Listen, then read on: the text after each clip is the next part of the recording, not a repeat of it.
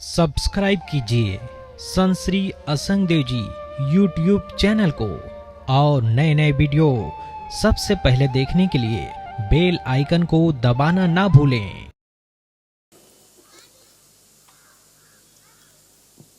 पूज्यपाद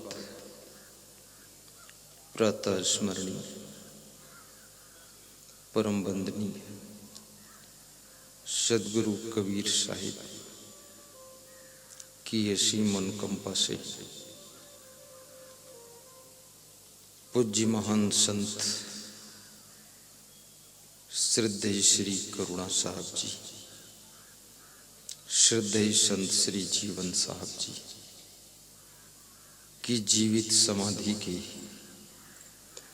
सानिध्य में भारत देश की भक्ति भूमि मध्य प्रदेश डिस्ट्रिक्ट सीहोर ग्राम मेहतवाड़ा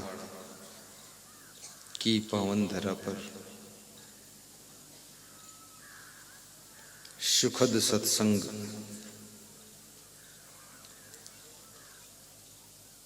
समागम में हम और आप निमज्जन करेंगे,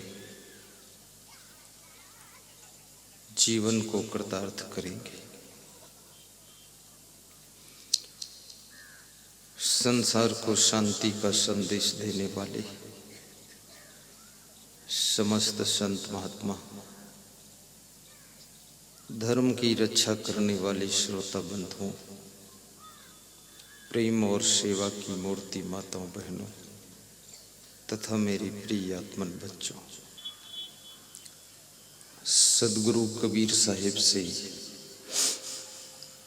किसी भक्त ने प्रश्न पूछा है कि संसार में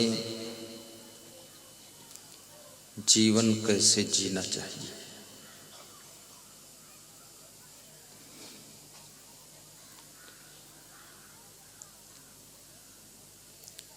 संत कबीर महान संतों में से है और उन्हें संत सम्राट लिखा जाता है। तो साहिब कहते हैं, कबीर जब हम पैदा हुए जग हंसे हम रोए, ऐसी करनी कर चलो हम हंसे जग रोए, हम हंसे जग रोए।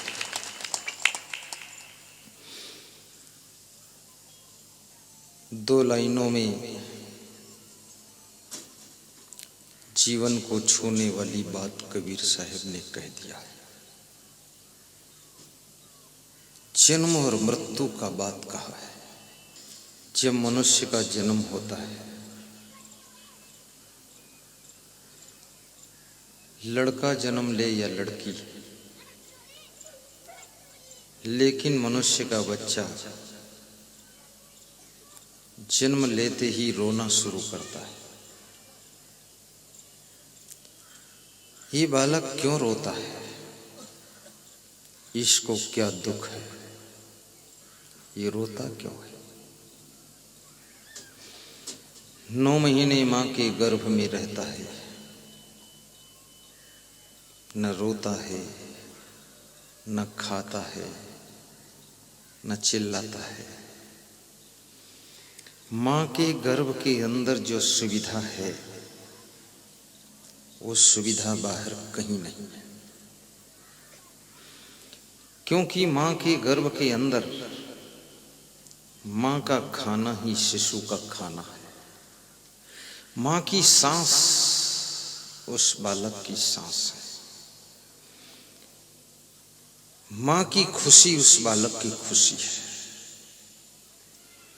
यदि गर्भावस्था में कोई मां बहुत दुखी रहती है तो उसके द्वारा जो बालक जन्म लेगा वो भी दुखी स्वभाव का होगा।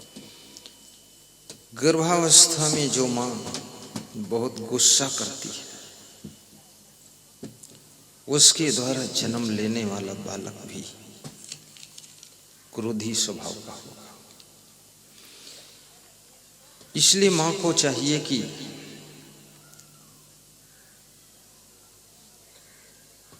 अपने स्वभाव को सुंदर बनाए, प्रसन्न चित्त रहे, गर्भावस्था में रोए ना, अधिक सोए ना। अधिक सोने से तुम्हारे द्वारा जन्मा हुआ बालक कुंभकर्ण का अवतार होगा, वो भी बहुत सोएगा। गर्भावस्था में रोने वाली माताओं के द्वारा पैदा होने वाला बालक भी बहुत रोएगा, पूरी जिंदगी रोता रहेगा। थोड़ा सा कुछ कह दो भी रोने लगेगा। गर्भावस्था में मां के क्रियाकलापों का प्रभाव पेट के भीतर पल रहे बालक के ऊपर भी पड़ जाता है। गलत बात भी उस समय सोचना नहीं चाहिए, क्योंकि उस समय मां का खाना शिशु का खाना है, मां का पीना शिशु का पीना है, और मां का सोना शिशु का सोना है, और मां की सांस उसकी सांस है। बालक को अलग से खाना भी नहीं पड़ता है, अलग से कुछ पीना भी नहीं पड़ता है, अलग से उसे लैट्रिन भी नहीं जाना पड़ता है। सब क्रिया वहां जुड़ी हुई है। तो जन्म लेने के बाद वो बालक रोता क्यों है? रोता इसलिए है कि अभी तक उसको खाना भी नहीं पड़ रहा था, सांस भी नहीं लेना पड़ रहा था, पीना भी नहीं पड़ रहा था, और गर्भ के अंदर रजाई ओढ़ना भी नहीं पड़ रहा था। ना तो मच्छर काटते थे अंदर, अंदर की सेटिंग बहुत सुंदर, लेकिन बाहर आने के बाद मच्छर भी काटता है, ठंडी भी लगती है, गर्मी भी लगती है, प्यास भी लगती है, भूख भी लगती है, लैट्रिन भी होती है। अब वो बालक रोता है क्योंकि जिसने कभी कुछ किया ही ना हो, अचानक जन्म लेने के बाद सब कुछ करना पड़े तो उसको दुख होता है।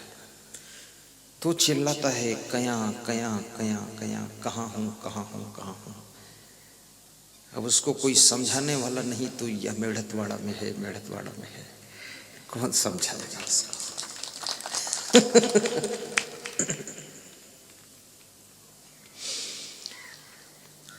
और जिस रोज जन्म होता है, जिसके घर में जन्म होता है, उस घर के लोग बहुत खुश होते, खुशियां मनाते। लेकिन जिसका जन्म हुआ है वो रो रहा है, और जिसके घर में जन्म हुआ वो सब हंस रहे हैं। बड़ी मजे की बात है कि जन्म लेने वाला खुश नहीं है, और जिनके घर में जन्म हुआ वो बहुत खुश हो रहे हैं। तो कबीर साहब यहाँ पर इस जीव को चुनौती दे रहे हैं कि तेरे जन्म में तेरे परिवार के लोग, कुटुंब के लोग, रिश्तेदार लोग खुश हो रहे थे, हंस रहे थे, खुशियां मना रहे थे, ढोल बजा रहे थे, आनंद उठा रहे थे। तो बचपन, जवानी और बुढ़ापा ऐसे बिताना, जिंदगी ऐसे जीना कि जन्म के समय तुमने सबको खुश किया है, तो जिंदगी भर अपने कर्मों से भी सबको खुश ही रखना, फिर दुख मत देना।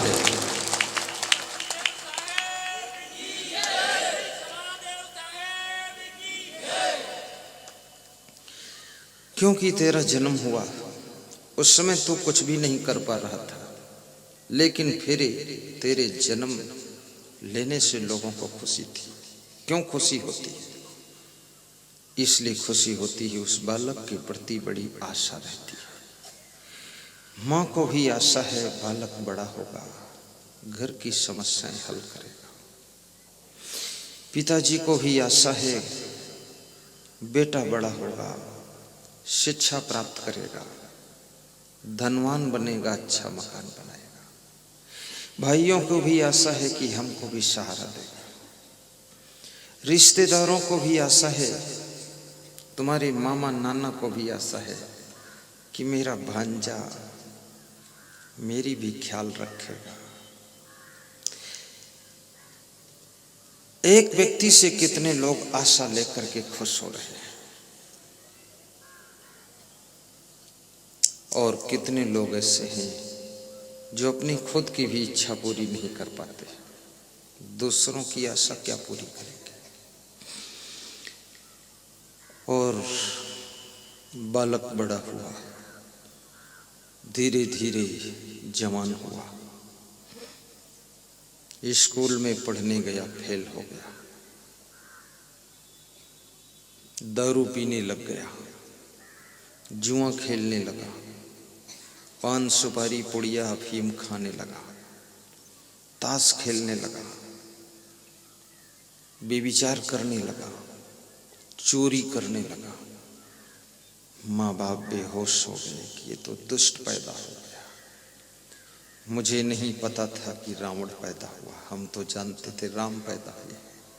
राम नहीं, ये हराम पैदा हो गया, जीना हराम कर दिया।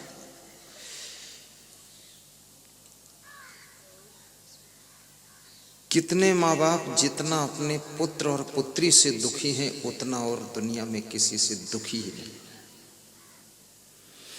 यदि आपका पुत्र आपको दुख दे रहा है तो याद रखना, ये पुत्र के रूप में कोई शत्रु की आत्मा ने आकर जन्म लिया है। ये कोई जन्म की शत्रु आत्मा है, इसके साथ में कुछ कर्मों का लेन देन बकाया रह गया था, तो ये शत्रु की आत्मा पुत्र बन करके पैदा हुई है और आपके कर्मों का लेन देन फाइनल कर रही है, आपको दुख दे रही है।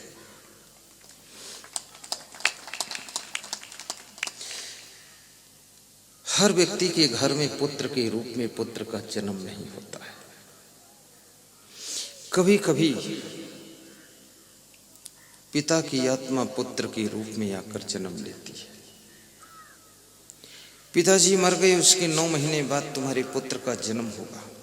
तुम समझोगे मेरा पुत्र है, लेकिन वो तुम्हारे बाप की आत्मा ही है। कुछ बाप बेटे का लेन देन बकाया रह गया था, कर्मों का कर्जा, उसको अदा करने आई है।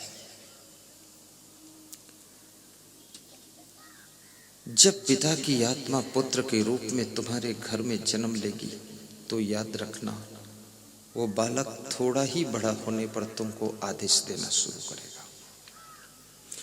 तुमसे कहेगा डोडी में जाइए, वहां से तेज सिंह की दुकान से 100 कचौरी ले आइए। डोडी में तेज सिंह की कचौरी की मशहूर दुकान, 3 जिलों के लोग कचौरी 100-100 कचौरी भर भर कर ले जाते हैं। तुमको बोलेगा देवास जाइए, ये काम करके लाइए, खेत में जाइए, ये काम करके लाइए, तो कभी कभी तुमको गुस्सा आ जाएगी। तुम कहोगे तू क्या मेरा बाप है, अकल बताता है? तो वो वास्तव में तुम्हारा बाप ही है, इसलिए अकल बता रहा है। जब तुम्हारा बेटा तुमको डायरेक्शन देने लग जाए तो समझ लेना वो बाप की आत्मा आ गई है। और जब तुम्हारा बेटा कंधे में कंधा मिला करके चलने लग जाए, काम करने लग जाए, तो समझना भाई की आत्मा पुत्र के रूप में आकर के जन्म ले ली है। भाई भाई का कुछ लेन देन बकाया रह गया था, इसलिए वो आत्मा पुत्र बनकर आकर के अपने कर्मों का कर्जा उतार रही है, तुम्हारा साथ दे रही है। और जब तुम्हारा पुत्र तुमको सताने लग जाए, सब तरफ से दुख देने लग जाए, नशा भी करे, गाली भी बके, आपको मारने के लिए भी हाथ उठा ले, क्रोध भी खूब करे, समझाने से धमकी दे कि मर जाऊंगा, समझ लेना ये कोई दुश्मन की आत्मा ने आकर जन्म ले लिया है। अब इसके साथ में तुमको शांति नहीं मिलेगी, दुख ही मिलेगा। ये जिएगा तब भी दुख देगा, मरेगा तो भी दुख देकर ही जाएगा। इसलिए हमेशा ऐसे पुण्य कर्म कीजिए, इतना सत्कर्म कीजिए, इतना धर्म कीजिए और इतनी तपस्या कीजिए, इतनी भक्ति कीजिए कि आपके पुत्र 1 हो या 2 हो, लेकिन पुत्र के रूप में ही पुत्र की आत्मा आए और आपकी सेवा करे और आपको दुख न दे।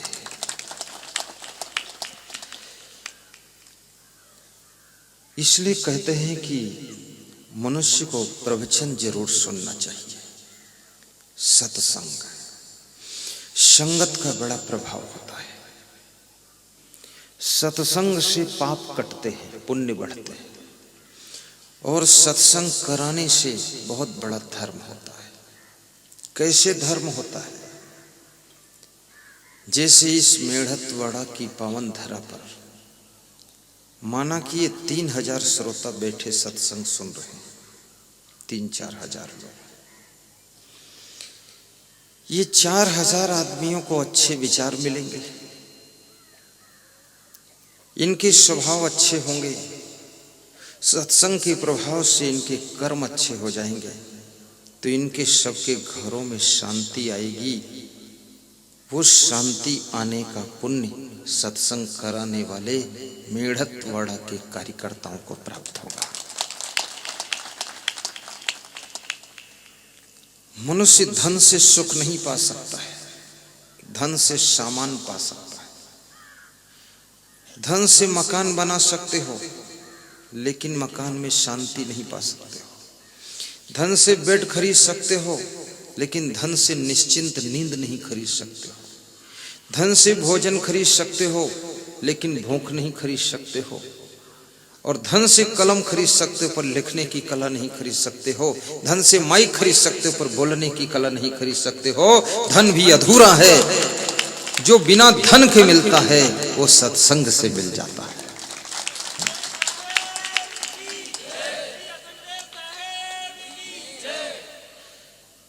तुम 1 लाख रुपए लेकर भोपाल शहर में चले जाओ और कहो कि 1 लाख की शांति दे दो, कोई दुकानदार नहीं देगा। दुकानदार तुमसे कहेगा कि तुम 1 लाख हमसे ले लो, हमको शांति दे दो। दुकानदार को भी शांति नहीं, मिनिस्टर को शांति नहीं है, मुख्यमंत्री को शांति नहीं है। अब मुख्यमंत्री की पत्नी को तो बिल्कुल शांति नहीं। अपने अपने पतियों को भी संभालना पड़ता है। इस दुनिया में ये मत सोचना ट्रैक्टर, ट्राली, जीप, कार, मकान, सामान, गद्दा, रजाई संभाल लो हो गया। अरे तुम्हारा पति गदरफंड में चला जाएगा। उसको भी संभालना पड़ेगा और अपनी पत्नी को भी संभालना पड़ेगा, नहीं तो नाम की पत्नी रह जाएगी, वास्तविक तो किसी दूसरे की हो जाएगी। भगवान राम अपनी पत्नी को नहीं सुरक्षा कर पाए तो लंका पहुंच गई। भगवान ने ये भी सिखा दिया कि तू तो इंसान है, मैं भगवान हूं तो भी धोखा खा गया, लेकिन तू धोखा मत खाना, कंट्रोल रखना, सिखाया है। अपनी बहन को संभालना चाहिए, नहीं तो लंका से सुपर्णखा महाराष्ट्र नासिक पहुंच गई, वहां नाक कटा के बैठी। तो अपनी बहन को भी संभालो, भाई को भी संभालो। भाई को नहीं संभाल पाओगे, भाई तुम्हारे घर के सम्मान को डुबा देगा। अपने शिष्य को भी संभालो, नहीं तो शिष्य डुबा देगा पूरा सिस्टम।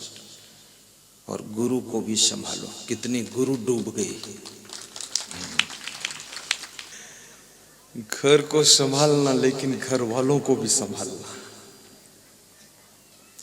और जिस चीज को संभालने में तुम चूक जाओगे, वो चीज तुम्हारे हाथ से चली जाएगी। अपने पद को भी संभालो। जो पद तुमको मिला है, अधिकार मिला है, सही ढंग से उस अधिकार का प्रयोग कीजिए। ज्यादा गलतियां करोगे, अधिकार हाथ से खिसक जाएगा, सम्मान खिसक जाएगा, सुविधाएं खिसक जाएंगी। और ये भी याद रखना, अपनी सुविधाओं को भी संभालो। यदि तुमको सुविधाएं मिली हैं तो सुविधा के योग्य बनो। अगर सुविधा की योग्यता प्राप्त नहीं करोगे ऐसी, तो थोड़े दिन में सुविधा तुम्हारी कट होने वाली है। उल्टा पलटा काम मत करो। कितने लोगों को बहुत बड़ा सम्मान का पद मिला, उन्होंने उल्टा पलटा काम बंद ही नहीं किया, सम्मान का पद खत्म हो गया। और कितने लोगों को बहुत बड़ी सुविधा मिली, फैसिलिटी मिली, व्यवस्था मिली, उन्होंने ध्यान नहीं दिया, अपनी उल्टी गंगा बहाते रहे, आखिर वो सुविधाएं कट हो गई। सम्मान मिल रहा है तो ज्यादा सावधान हो जाए, और सम्मान नहीं मिल रहा तो फिर ज्यादा सावधानी की जरूरत नहीं, क्योंकि जीरो पर तो खड़े ही हो। आकाश में हवाई जहाज में उड़ रहे हो तो अब ज्यादा सावधान रहने की जरूरत है, क्योंकि गिरे तो चकनाचूर। लेकिन जमीन पर खड़े हो, ज्यादा सावधानी की जरूरत नहीं, गिरे तो मिट्टी लग जाएगी, झाड़ लोगे, खत्म कहानी हो जाएगी। और ऊपर से गिरोगे तो मिट्टी के टट्टी भी निकल जाएगी, सब हालत खराब हो जाएगी। इसलिए कहते हैं जो जितनी ऊंचाई को छू रहा है उसको उतना सावधान रहना चाहिए। और ये भी याद रखना, इस दुनिया के अंदर सम्मान को प्राप्त करना भी कोई छोटी बात नहीं है। एक पॉइंट अगर आपका वीक है तो आपका सम्मान खिसक जाएगा, और सभी पॉइंट कंप्लीट है तो आपका सम्मान सुरक्षित रहेगा। इसलिए अपनी वाणी पर भी ध्यान दीजिए, कर्म पर भी ध्यान दीजिए, स्वभाव पर भी ध्यान दीजिए, चरित्र पर ध्यान दीजिए, विचारों पर ध्यान दीजिए, व्यवहार पर ध्यान दीजिए, और अपने स्वभाव पर भी ध्यान दीजिए कि मेरा स्वभाव कैसा है और कैसा होना चाहिए, मेरी वाणी कैसी और कैसी होनी चाहिए, मेरे कर्म कैसे और कैसे होने चाहिए, और मेरा व्यवहार कैसा हो कैसा होना चाहिए। ये बात का अगर आप दिन रात चिंतन कर रहे हो तो तुम्हारा सम्मान रोज रोज बढ़ता चला जाएगा।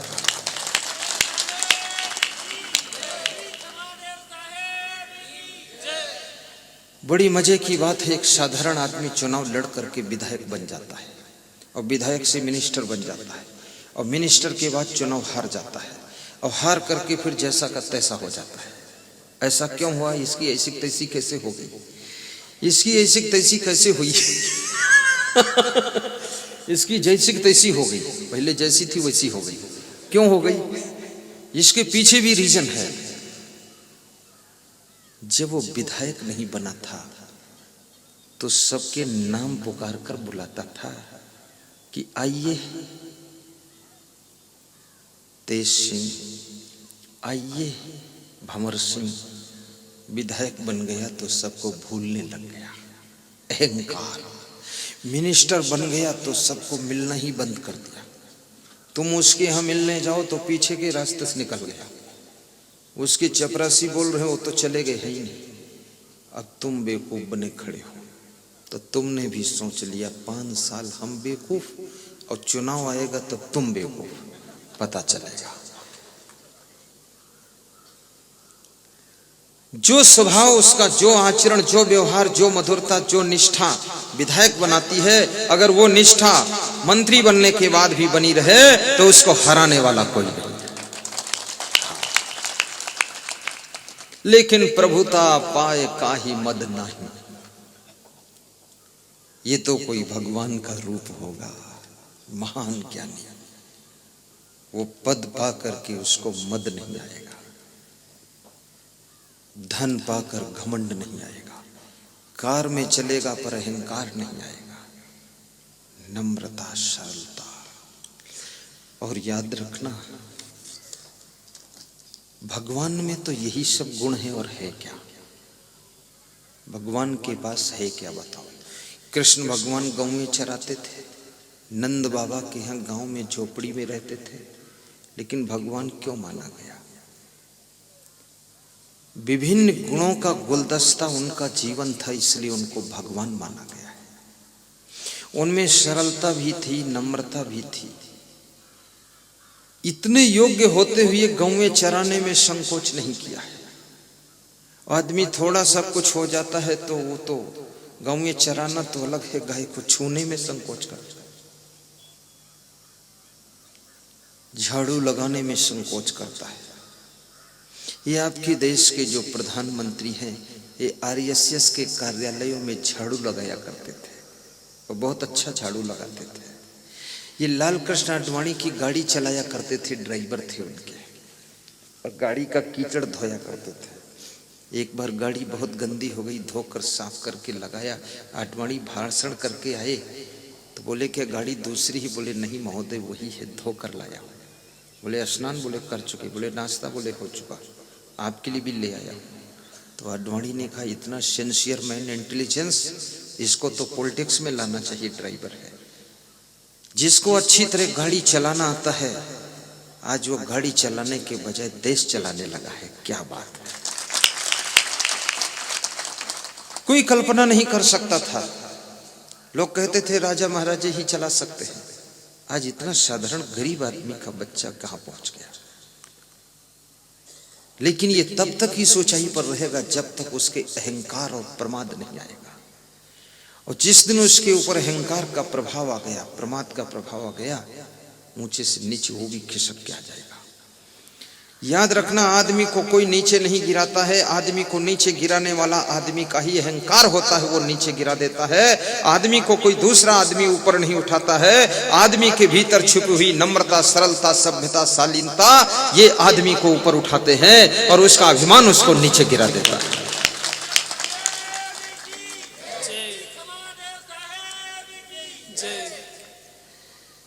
रावण के अहंकार ने ही तो रावण को नीचे गिराया था। और अहंकार की पहचान क्या होती है?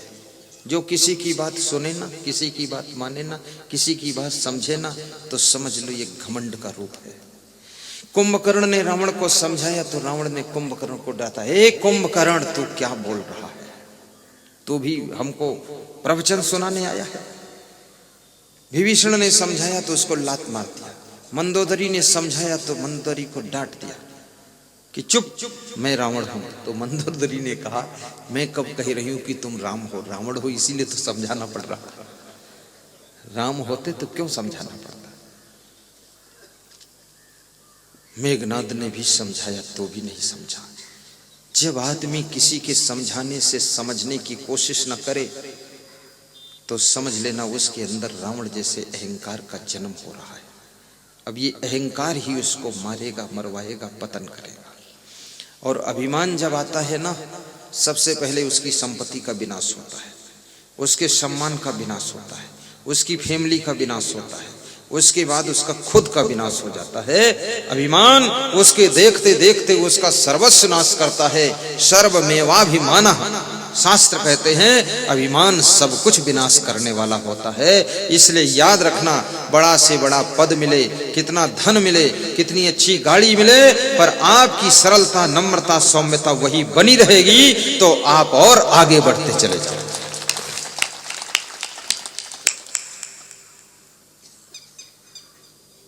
डिस्ट्रिक्ट नरसिंहपुर,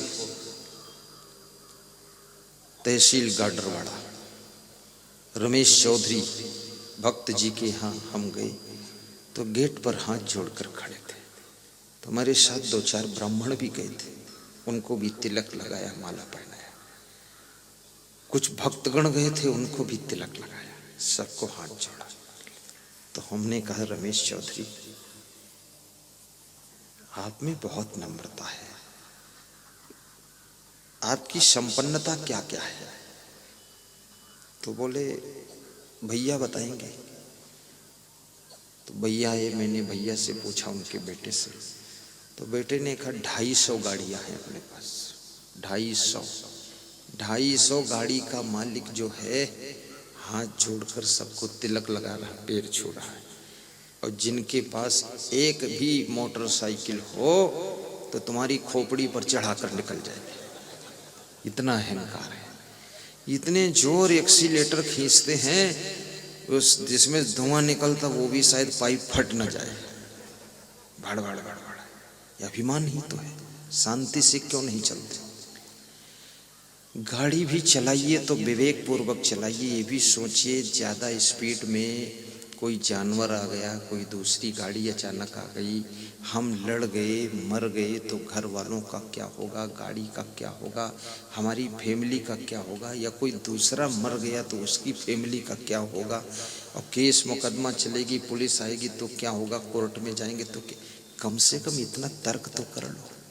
ऐसे तो बात लड़ाते हो अपने माँ बाप से, खूब पत्नी से खूब बात लड़ाते हो, अपने आप से बात लड़ाओ ना, तर्क करो स्वयं से और निकालो प्रश्नोत्तर, तो शांति से गाड़ी चलाओ। मरने वाला तो मर जाता है, लेकिन जिंदा रहने वालों के लिए समस्याएं खड़ी कर जाता है।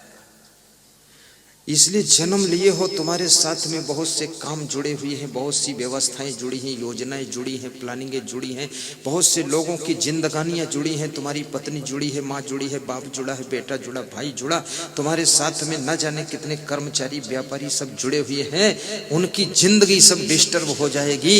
इसलिए कृपया सही सलामत जियो, ताकि जो जुड़े हुए लोग हैं उनको भी ढंग से जीने का मौका दो, उलझन मत खड़ी करो।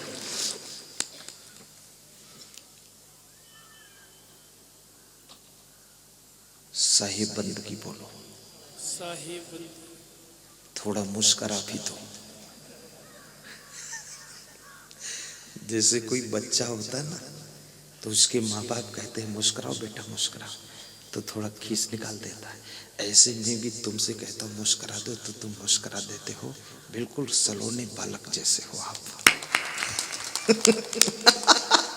ऐसे घर में भी थोड़ा हंस करके काम किया करो।